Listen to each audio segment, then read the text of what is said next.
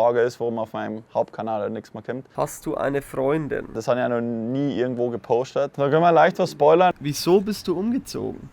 Sometimes I lose my mind, get a little ratchet. Hoes want cash up, get us all dick. From that place where they move right bricks and the cops say hi with a damn nice stick. Broad daylight and we still hit licks. Rock 10 gun chains, you still ain't shit. Sip a little some bitch, get a little lit. Just might go M. Night Shyamalan split. Servus Leute, es geht. Willkommen zurück zu einer neuen Sick Life Episode. Heute vom Balkon aus Monaco. Und zwar heute ein bisschen was anderes. Ich habe mir gedacht, wir machen ein Q&A, weil das Wetter heute ziemlich geil ist und wir ein bisschen wenig Zeit momentan haben, weil wir eben gerade mittendrin bzw. gerade am Ende von einem Videoprojekt sind. Immer nur das Gleiche, was ich schon damals erzählt habe in den anderen Sick Life Episoden. Deswegen gibt es heute ein Q&A. Ich habe auf Sick auf Instagram-Kanal euch mal gefragt, was ihr so wissen wollt. Da habe ich einiges gekriegt. Das habe ich jetzt mal zusammengehauen, beziehungsweise da Lex und Marius hinter der Kamera, Max ist auch hinter der Kamera, die werden mich da jetzt mal ein bisschen fragen und dann schaue ich, dass ich eigentlich das mal ein bisschen beantworte. Erste Frage, der Lenz Fotos fragt, hallo Fabio, wie geht's dir? Danke, mir geht soweit eigentlich echt ziemlich gut wieder. Die letzten 2 Jahre waren ein bisschen langwierig mit Verletzungen. Viel Reha und alles betrieben und jetzt geht es mir eigentlich echt wieder richtig gut. Deswegen, wie gesagt, schon länger am Filmen vor dem Video. Das taugt mir natürlich richtig, weil das ist eben genau das, was mir am meisten Spaß macht. Von dem her, ja. Friedhof Marco fragt, wieso bist du umgezogen? Eigentlich aus vielen Gründen. Viele von euch wissen es ja wahrscheinlich, ich habe in Innsbruck gewohnt, ich glaube 8 oder 9 Jahre lang. Und Innsbruck ist echt lässige Stadt und alles, aber ist jetzt auch nicht sonderlich groß und irgendwann hat man es halt auch gesehen. So. Und bei mir ist halt so die Sache, dass ich im Sommer eigentlich richtig viel unterwegs bin. Im Winter wird es meistens ein bisschen ruhiger und da ist halt Österreich ein bisschen schwierig zum Radfahren, weil genau da, wo ich gern Rad fahren würde, wo ich die Zeit habe, für mich selber einfach Rad fahren zu gehen, genau da kann ich nicht Rad fahren, weil es ja, Schnee hat oder weil es sonst halt super kalt ist.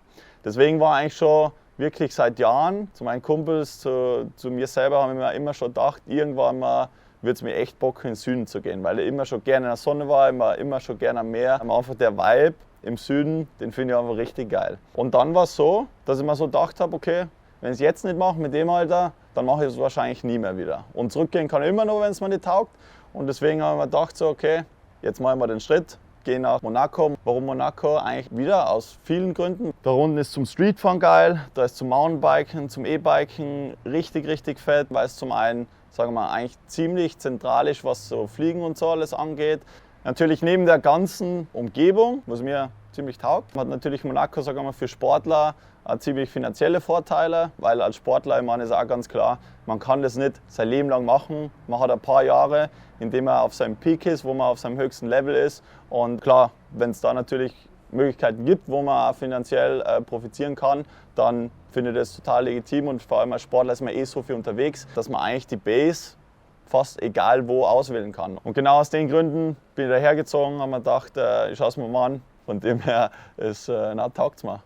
Es fragen ganz viele, wann das nächste Video auf deinem Hauptkanal kommt. Ja, da können wir leicht was spoilern. Wir haben es schon in andere Sick Life Episoden auch schon mal gespoilert, weil es halt wirklich eine sehr häufig gestellte Frage ist, warum auf meinem Hauptkanal halt nichts mehr kommt. Genau aus dem Grund, weil wir halt schon seit einiger Zeit an einem Videoprojekt dran sind. Es ist halt so die Sache bei mir, wenn ich ein Videoprojekt mache, dann will ich es ja so machen, dass es mir richtig taugt, dass ich Gaude damit habe und dass das Endprodukt dann so ausschaut, wie man es vorstellt. Und manchmal gibt es halt so Ideen von mir, die sind halt manchmal ein bisschen schwieriger zum Umsetzen und dauern dann halt wirklich sehr lang. Und das war halt gerade bei dem Projekt so ein bisschen das Thema. Aber am Ende vom Tag zahlt es sich halt aus und lieber mache ich irgendwas richtig gescheit und es dauert ein paar Monate länger, bis es veröffentlicht wird, als wie ich mache so halb was und dann bin ich nicht so richtig zufrieden damit. Könnt ihr euch darauf freuen. Ich hoffe mal, es wird im November soweit sein. Von dem her, ja, glaube ich, gibt es jetzt nicht so viel hinzuzufügen. Unterstrich Matco oder Matco fragt, what lenses are you running in your goggles? Ich fahre die POC-Brille. POC ist schon mein längster Sponsor von allen. Und mit denen bringe ich eine neue Signature Edition raus. Und genau in der Brille ist das neue Glas drin. Das war jetzt schon das verspiegelte Glas. Das habt ihr wahrscheinlich schon ein paar Mal gesehen. Das kommt in der neuen Signature Edition von mir raus. Ich schätze mal Anfang nächstes Jahr. Dann eine Frage, die ganz generell auch von vielen kommt, darum will ich auch keinen rausziehen. kommen dieses Jahr noch Signature Bikes raus? Also gibt es nochmal ein Bike von dir zusammen mit Canyon? Da haben wir auch wieder was Cooles geplant, und zwar sollen da 2 Bikes noch dieses Jahr rauskommen. Das eine ist ein Chip-Bike, das andere ist ein bisschen mehr in die Freeride-Richtung, das Torque in einer Neuauflage mit neuem Paintjob, und ja, da haben wir noch was Cooles extra dazu geplant, weil ich nehme ein neues Radl. Das habe ich ja noch nie irgendwo gepostet. Das habe ich auch fürs neue Video verwendet, und das quasi wird ein Signature-Bike von mir werden. Deswegen könnt ihr ja schon mal gespannt sein. Hier fragt er Stachu, na Roverze, wie viele Fahrräder hast du, Fabio? Ich bin ganz ehrlich, die genaue Anzahl weiß ich jetzt gar nicht, aber da gibt es eine Garage, da stehen sehr, sehr viele drin, weil ich verkaufe keine von meinen Bikes, weil irgendwie jedes Bike hat so eine Story, hat so eine Geschichte, mit dem ich ein Projekt oder irgendwas Cooles angestellt habe, und deswegen hat das eigentlich recht persönliche Bindung eigentlich zu mir, die ganzen Radeln, und mein Traum irgendwann ist mal, die ganzen Bikes mal irgendwo in einer richtig fetten Garage cool drin zu haben, ein paar irgendwo aufzuhängen. Wirklich mit den anfänglichen Bikes bis hin zu den jetzigen Bikes, dass man da wirklich so eine Story erzählt irgendwo in der Garage. Anzahl ist wahrscheinlich irgendwo mittlerweile, glaube ich, bei so 30 Bikes oder so. Dann vom Rufus_Freeride kommt die Frage, ist es Max' Aufgabe, die Sicklife-Episoden zu drehen und Marius an den Hauptprojekten? Genau, Max, a.k.a. unser Hirnsieb, ist neu bei uns, und schon wie richtig gesagt, macht der Max hauptsächlich, sagen wir mal, die Sicklife-Episoden. Marius ist dann sehr viel beim Schneiden und Filmen von größeren Projekten, aber genauso ist der Max, vor allem was so Drohne angeht, ganz viel am Filmen, auch bei größeren Projekten, so wie bei dem jetzt, da haben wir einiges mit so Race-Drohnen und so gefilmt. Da ist der Max voll am Start, deswegen ergänzt sich das Team eigentlich voll gut. Auch bei größeren Projekten ist halt immer Teamarbeit, und da gibt es jetzt nicht einen Filmer, einen Cutter, sondern wir sind auch immer eigentlich 5 oder 6 Leute, wovon 3 manchmal filmen, je nachdem, was für Part halt irgendwie zu dem gerade passt, welche Skills bei dem irgendwie besser sind. Und so ergänzt sich das halt richtig cool, und so ist ein bisschen die Aufteilung bei uns. Relativ viele Fragen. Hast du eine Freundin? Ich habe tatsächlich eine Freundin, die Martha, die kommt aus England. Die ist schon in einigen Videos immer wieder mal vorkommen, wo wir in Monaco waren und so. Die taucht immer wieder mal auf. Ja. Warum redest du in deinen Hauptvideos nur noch Englisch? Also, ich finde es cool, wenn ich mehr Leute einfach zum Radfahren inspirieren kann. Und die Sache ist, auf meinem Hauptkanal, da sehe ich natürlich, wer meine Videos anschaut, woher die Leute kommen und alles. Klar, noch immer ein beachtlicher Anteil an deutschsprachigen Fans und Leuten. Allerdings muss man sich halt auch ein bisschen abwägen, wenn halt der mit Abstand größte Teil international ist und man davon ausgeht, dass, sagen wir mal, von den deutschsprachigen Leuten natürlich die meisten auch noch Englisch verstehen, dann macht es natürlich schon Sinn, sagen wir mal, auch die Leute anzusprechen, die jetzt einfach kein Deutsch verstehen. Und deswegen habe ich mir dazu entschlossen, Hauptkanal auf Englisch zu machen. Genau deswegen wollte ich den SICK-Kanal ein bisschen wiederbeleben und da einfach deutschsprachige Lifestyle-Episoden bringen, die, sagen wir mal, meinen Fans, die jetzt schon über einen langen Zeitraum bei mir dabei sind, die es gewohnt sind, dass ich einfach Deutsch spreche, dass ich die da einfach quasi Teil davon haben lassen kann. Und ich glaube, das kommt da voll gut an, und deswegen auch mal danke an der Stelle fürs coole Feedback von Sicklife auf dem Kanal. Ja. Basti Rehse, an der Stelle liebe Grüße an Basti, ich glaube, wir haben uns in Saarbrücken ein paar Mal getroffen. Gibt es eigentlich keine 7 Million Serie? Es gibt tatsächlich eine 7 Million Serie. Jetzt muss ich aber euch kurz was erzählen. Und zwar, bei mir war es so, ich habe die 7 Millionen auf YouTube, ich glaube, mittlerweile vor 5 Monaten erreicht. Dann war es so, wir waren zwar schon alles fertig, auch mit der Kollektion und so, aber ich habe mir so gedacht, ja, irgendwie will ich jetzt nicht unbedingt die Bekleidung raushauen, weil jetzt schon lange kein Video mehr gekommen ist. Das Projekt, an dem wir gerade arbeiten, ist eigentlich mein 7 Million Special Video. Also dadurch ist eigentlich gestartet worden. Und dann habe ich gedacht, okay, dann gibt es Video und danach kommt dann quasi die neue Edition, wie gewohnt. Und jetzt ist es aber leider so, dass das Projekt so groß geworden ist, dass wir den Launch eigentlich sehr, sehr weit hinaus verschoben haben, nach November.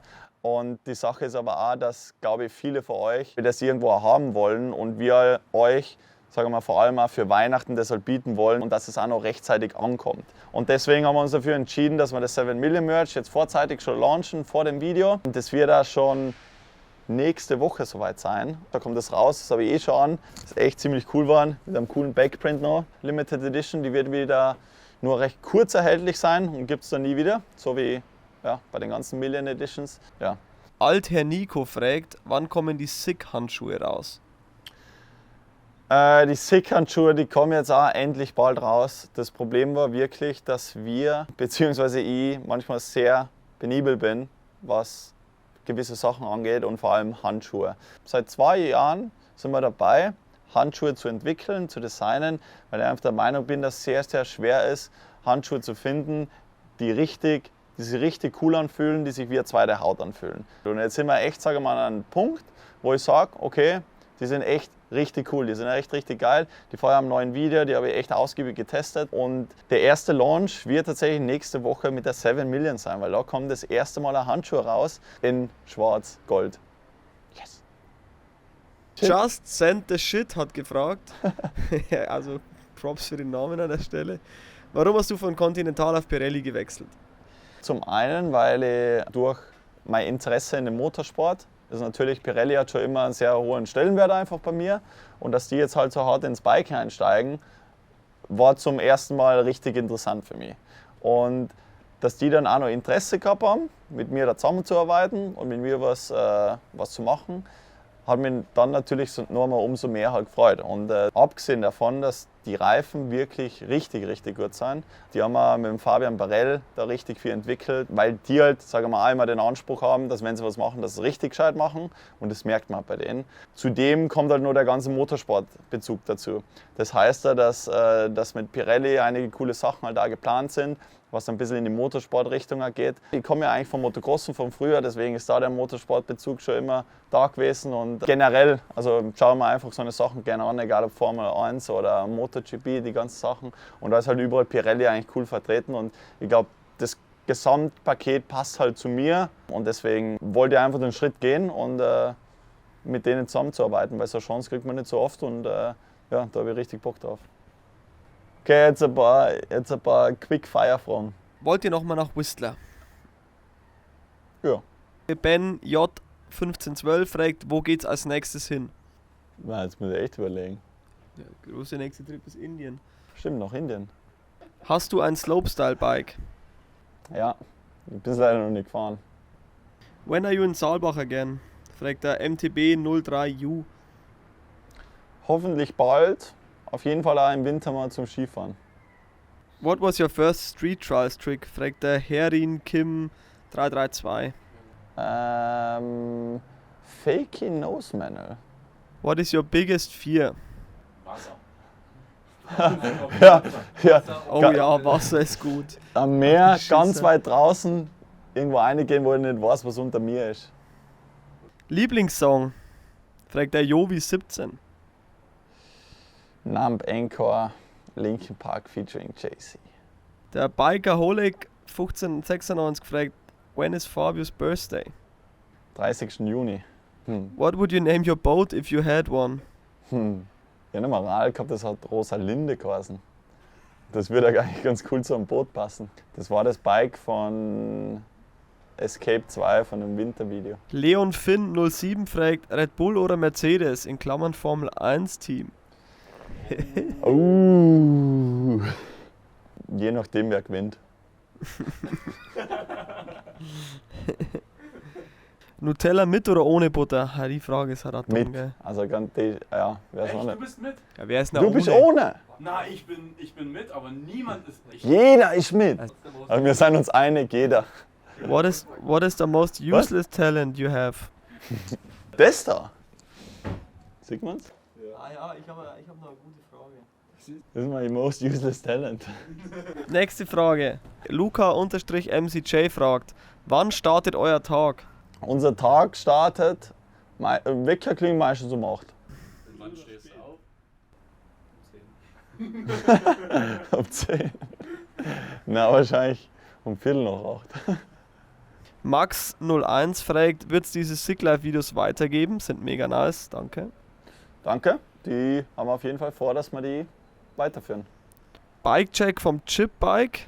Bikecheck vom Chip-Bike kommt auf jeden Fall. Der Philipp 2007 fragt, dein jetziges Team, aus wem und wie vielen Leuten besteht es? Wenn man es jetzt mal runterbricht, dann nehmen wir jetzt mal das Core-Team, das besteht eigentlich aus 4 Leuten. Lex, der macht Management, der Marius filmt und schneidet, der Max filmt und schneidet Und dann der Hannes, der filmt hin und wieder mal und macht aber hauptsächlich Fotos. Genau. Vor allem mit dem Hannes bin ich schon ewig am Zusammenarbeiten, das ist auch cool. Mit dem Maras eigentlich auch schon mittlerweile richtig lang. Dann ist der Lex gekommen und dann ist der Max gekommen. Ja, aber cool, dass man sich da so weiterentwickelt und dass man immer wächst. How many Red Bull helmets do you have? Fragt der Bike-Leon. Boah, keine Ahnung. Ich schätze mal vielleicht 15, 20. Fabio, sprichst du Französisch?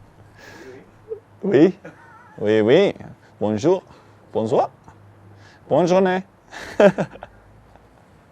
So, das war's vom Q&A. Hoffe hoffe, es war recht informativ. Euch hat es ein paar Fragen beantwortet. In dem Sinn würde ich sagen, sehen wir uns nächste Woche. 7 Million Release. Und wir sehen uns auch in einem neuen Sick Life Video. Ja, in dem Sinn, danke fürs Anschauen. Bis nächste Woche. Cheers! Aber die Ehre. Ich muss das Z einbringen. Das hat der Hanne gesagt, ich muss es nochmal machen. Bis nächste Woche. Cheers! Lay on down and I hit the lights. Close my eyes on a quiet night. Half in a dream and a sleeping till. I hear little drops on my windowsill. Salut! Oui, poulet? Oui, merci, au revoir.